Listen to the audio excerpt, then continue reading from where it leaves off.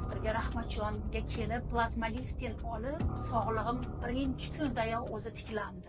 Kelgandagi shikoyatlari bellarida og'riq, oyoq uzatilishi, oyoq bo'ylab og'riq va chap tizza bo'g'imida kuchli og'riq, harakatda uni kuchayishi, zinadan chiqib tushishda, ko'p yurganda bu og'riqlarni kuchayib ketishi bilan murojaat qilgan va plazma lifting amaliyoti ham buyurildi.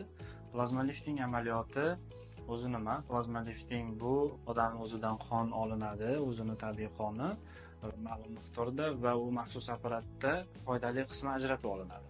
Birinchi, demak, sof plazma qismi. Bu qismda minerallar, vitaminlar, oqsillar, gormonlar, ya'ni foydali moddalar ko'p miqdorda bo'ladi. Ikkinchi qismi bo'lsa, bu o'zak hujayralari, ya'ni trombotsitlar o'zak hujayralariga boy bo'lgan PRP qismi. Bu qism juda ham mo'jizaviy qism hisoblanadi. Qaysi a'zoga yuborilganda o'sha joyni, demak, muammolarini bartaraf etadi.